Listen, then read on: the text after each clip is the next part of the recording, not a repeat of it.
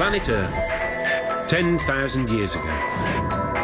For 2.5 million years, our prehistoric ancestors had been living in caves, passing the time by bashing stones together. Then suddenly, everything changed, and people began to build huge monuments all over the planet. But how and why? It's the biggest mystery in human history, but not for some people. Thousands of years ago, when our forefathers were primitive Stone Age people, some extraterrestrials visited our Earth. Extraterrestrial presence not only departed the wisdom to build the monuments, but possibly the technology to make it happen. Could aliens have started civilization and built some of the most famous monuments on Earth?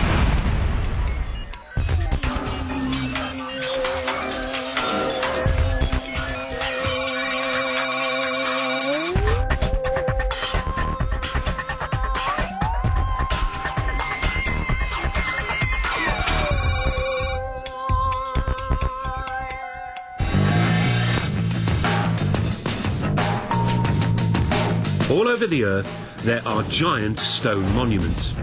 Almost everyone knows they were created thousands of years ago by ancient man. But could almost everyone be wrong? According to the official history books, buildings like the pyramids and Stonehenge are triumphs of human engineering, which mark the beginning of our human civilization. People just like us have been around for at least 100,000 years. And then suddenly, a few thousand years ago, we just stepped out of our caves and started building all these giant monuments. One of the mysteries here is not only how did ancient man build all these giant megalithic monuments, but why? Over the years, scientists have struggled to explain it. One group of people say that most of these monuments were built or designed in the distant past by aliens who visited our planet with their super advanced technology.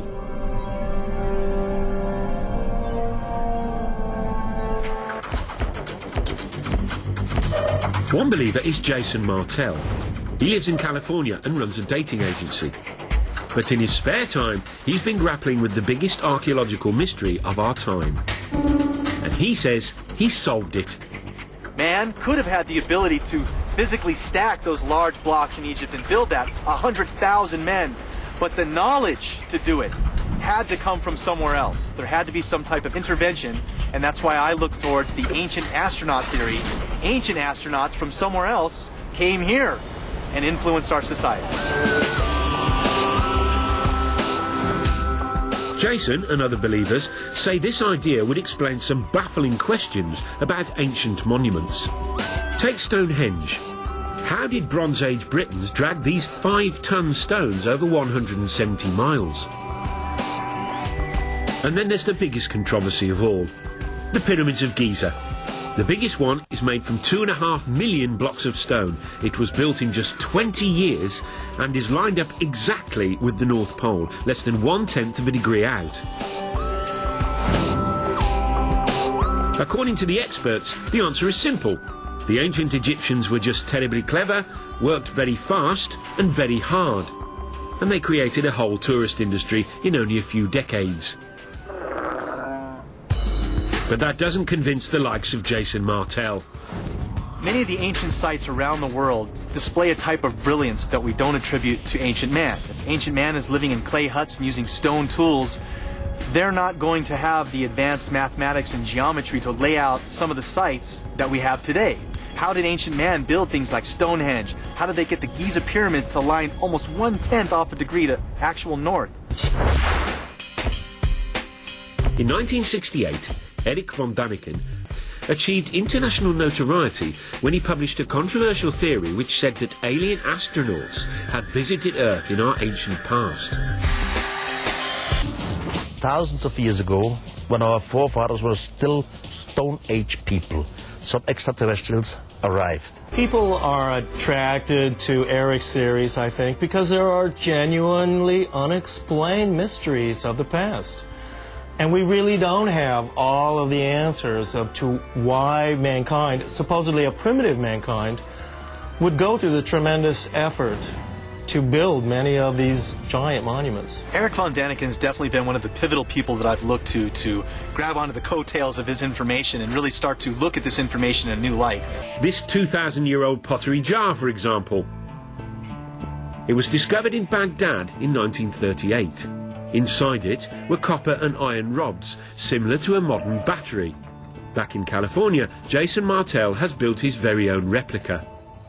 What we're looking at basically is just a simple clay pot formed with the clay found naturally in that region, and then using a simple copper lining and a iron metal rod down the center. This was in back in their days used either a rubber or an asphalt stopper.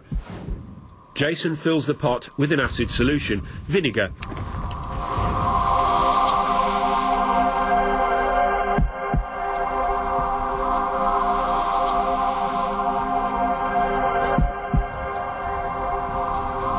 Getting some little numbers here. See that spike? It's going off the chart here now. Look, there we go.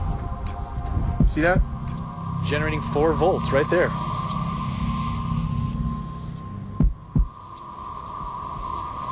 What we attribute to ancient man, they deserve a lot more credit than we're giving them. Because obviously we can test the devices with our understandings of technology and get a reading. Here we are, 4 volts right there from the battery.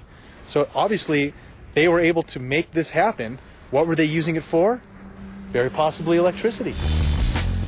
Back at Eric's theme park, the Baghdad battery is given pride of place, alongside an object based on an Egyptian drawing which he claims was an electric light bulb.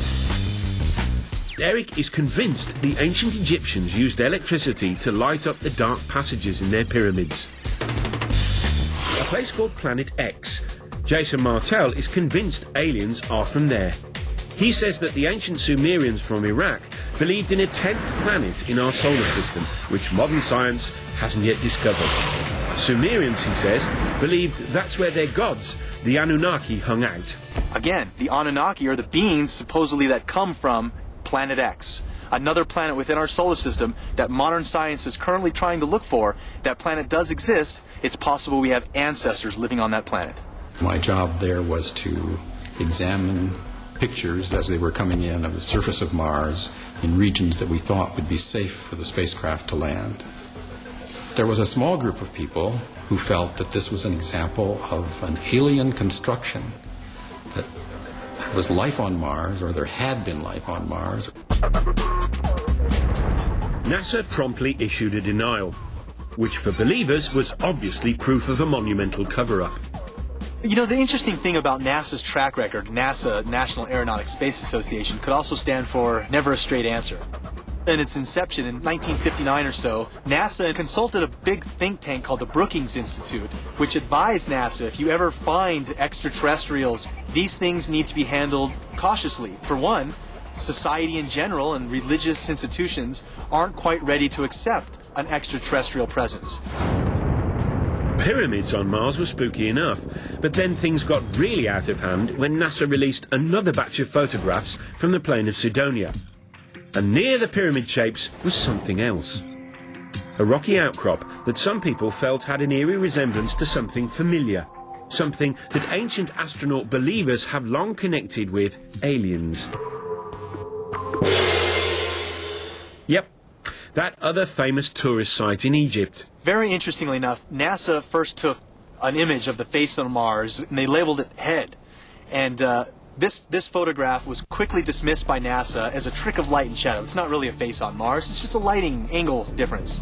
Wrong answer. Here we have a face in pyramids on Mars, a sphinx in pyramids in Egypt. There has to be a connection, a Mars-Earth connection.